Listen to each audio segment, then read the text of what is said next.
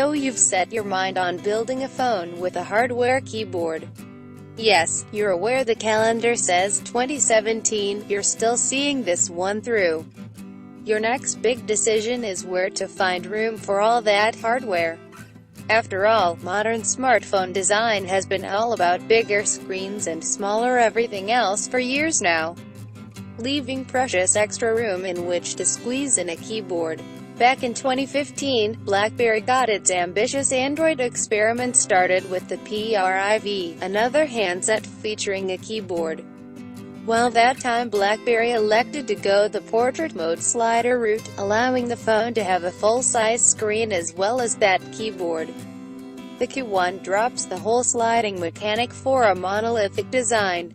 There are some real benefits to that in terms of usability, keeping features like keyboard app shortcuts and swipe gestures available at all times, at the expense of space.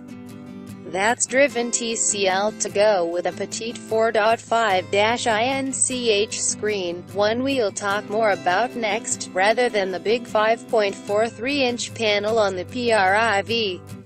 Below the screen we find a trio of capacitive Android buttons, another bit of an oddity in the hardware design department, but like the keyboard itself, a decision that helps to keep the screen clean and uncrowded. The body of the KEYone feels remarkably solid, with a sturdy aluminum frame, high-quality feeling textured faux leather back, and the tasteful, professional-looking juxtaposition of shiny silver and black accents all over.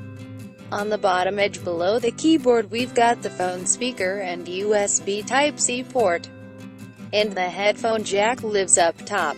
Along the left edge the power button sits alone, and on the right side we have the volume rocker and the KEYone's convenience key, a programmable shortcut button.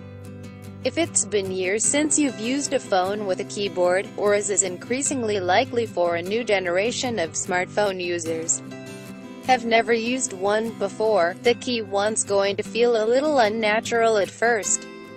And while there's definitely a burn-in period where we learn to appreciate how best to hold and interact with the hardware, it didn't take very long at all before we found ourselves won over by the KEYone's design and construction.